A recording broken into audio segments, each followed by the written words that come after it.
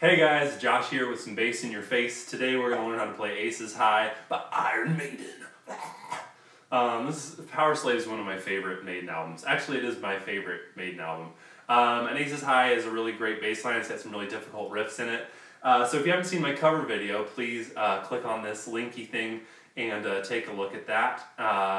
Otherwise, we're just going to dig right in here. So the PDF is a full transcription of the song, which you can download below in the description and use that to follow along. So now that you've got the PDF all ready, we're just going to kind of talk through the tune, and we're going to do some slow down play-alongs for the more challenging parts, and the other stuff we'll just kind of talk through. So the intro here, we are strumming some extended power chords, root, fifth, and octave. Normally when I think of a power chord, I just think of root and fifth, but I was hearing some octaves on these too, so it's a root, fifth, and an octave. Just a strum with however many fingers you want, down strum, and then down, up, down, down, down, down.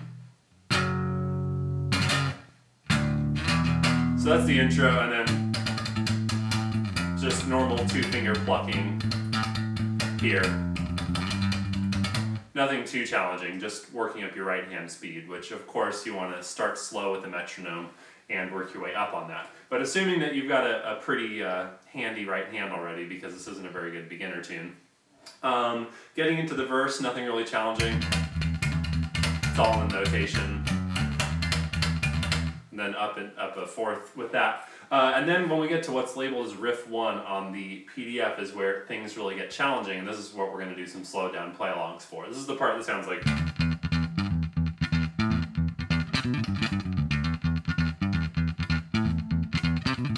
and that repeats twice. So this is just the trickiest part. Fingering-wise, we're going to do a play-along in a sec, but fingering-wise, what I'm doing is I'm starting with this sort of relaxed 3-fret hand position. So my first finger's on the 5th fret notes and my 4th finger's on the 7th fret notes. So first finger, 4th finger, 1st, 4th, 4th, 4th, or you can do 4-3 if you want, whatever you like. And then for the tricky part, you want to switch to a 1-finger per fret hand shape. So start shape, hand shape. I can speak English, you know.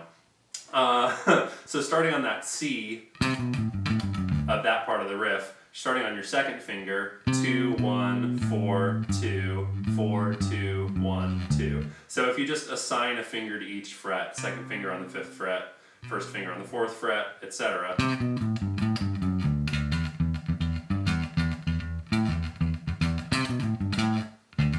So you can relax your hand for this part, and then 1 finger per fret.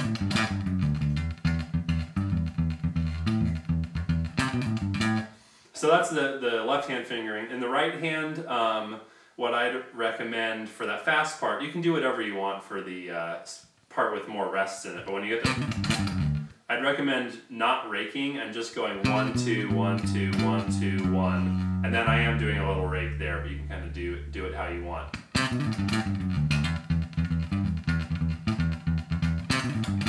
So let's do it with the slow down play along. I really recommend you come up with whatever right hand fingering works for you, but I think that left hand fingering is going to work for most people.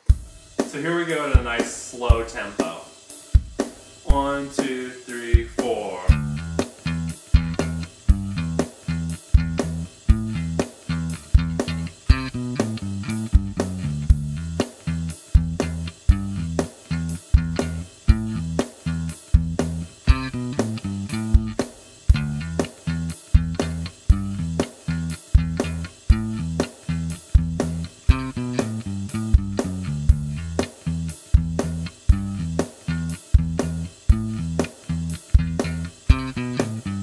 So once you're comfortable at that tempo, you can take it up a little faster. So here we are, quite a few clicks faster. 1, 2, 1, 2, 3, 4.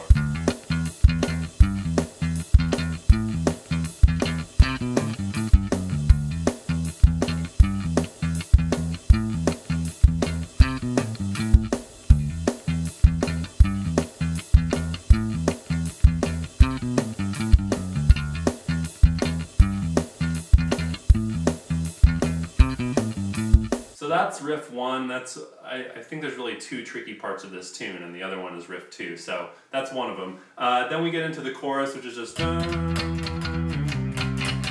another 3-note strummy thing. I guess I should have said this at the outset. One big part of playing Steve Harris lines, to me, is the right hand technique. I guess I'll talk about this more at the end of the video, but just for now, you know, normally when you're plucking, you kind of try to avoid a lot of fret and finger noise, but you want to do the opposite of that when you're playing along with Iron Maiden. You just want to really strike the strings like just as hard as you can. So you really want the sound of the strings smacking against the fretboard. Especially because Steve Harris actually grows his nails out, so he gets a little bit of a sort of artificial pick sounding tone just off of his fingers from the nail striking the string. But since I personally hate growing out my fingernails, I just hate the feeling of it, and it's really bad for slap too. So anyway, since I don't get to play an Iron Maiden for a living, I like to keep my fingernails short. So what I do to try to approximate his tone is I just beat the crap out of my strings as hard as I can, and it makes it a lot more work for your right hand. You'll kind of feel your forearm getting sore if you're not used to it, but it gives you a much better approximation of Steve's tone. So that's that. Also, a P bass helps, and apparently he uses flat wound strings, which I thought was a little weird, but I happen to have flat wounds on here anyway, so that really worked out well for me. So then we come to riff 2, which is the other challenging part of this tune with some shred and 16th notes. So again, you can kind of go between a relaxed hand position that only encompasses 3 frets and a 1 finger per fret position that encompasses 4 frets. So starting out here, starting on your pinky for sure.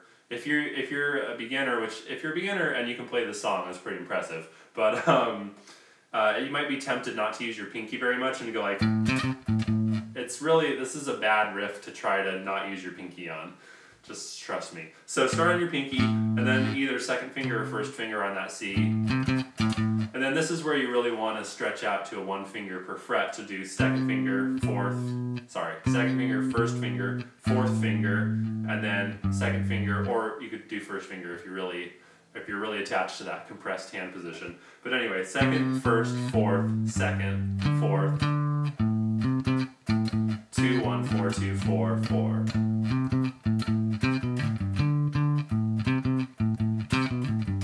And right hand wise, again, I find it's easier to play those fast 16th note bits without raking, so I'm mostly just alternating 2 fingers there. But I'm just going to kind of leave you to your own devices on that. So let's do a play along for this at a nice slow tempo. 1, 2, 3, 4.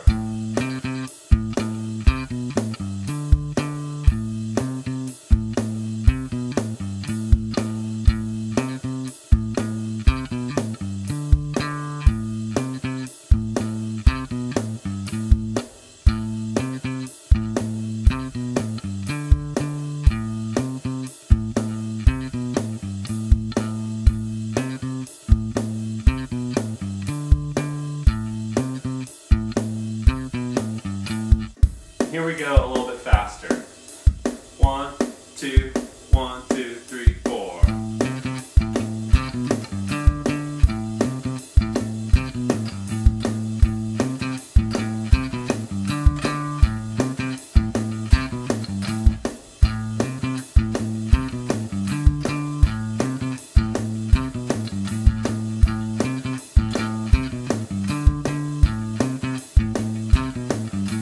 So that's all the hard stuff out of the way. Then we just go into the guitar solos.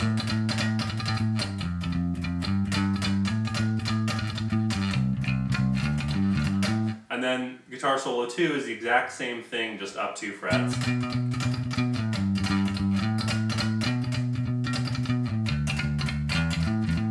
So that happens a few times, and then we're back to riff 2.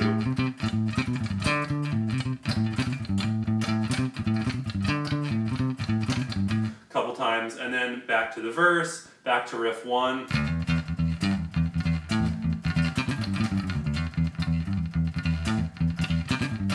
That riff just never stops being cool.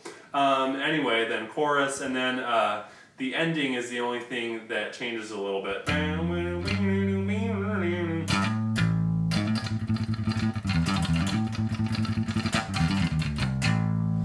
that ending, the way I wrote it in the sheet music, is just noodle in A minor pentatonic, and that's pretty much going to get you there. Just pluck really fast, like kind of 16th note speed with your right hand. I tried to approximate what Steve did, but it's not really in time, it's just noodling. So go down to the 7 and the 5 of the minor pentatonic, then hang on the A for a while, and then just walk down a blues scale, and then hit with the drums at the end. You can make up your own licks there, is why I didn't bother notating it exactly, because it's just a noodle. So that's everything. It's, you know, the whole tune is there in the sheet music. I just kind of glossed over the easier parts because I figure all we really need help with are those two brutal 16th note riffs. Thank you guys for watching. I hope to bring many more Maiden tunes to you. They're such a cool band. Steve Harris rocks my socks. Definitely want to do Number of the Beast and Lost for Words soon. And if you have any other Maiden requests or requests that are not Iron Maiden related, feel free to leave them below. Thank you guys for watching. If you're a new viewer, please subscribe. I put out new videos every week, bass lessons, cover videos, and original music. Lots of solo bass stuff coming your way. Keep your eyes peeled. You can take bass lessons with me if you want some one-on-one attention on theory, technique, learning songs, anything like that. And lastly, if you want to support me in continuing to put out free videos for everybody to enjoy, please check out patreon.com and find out how you can become a supporter there and help these videos continue being a reality.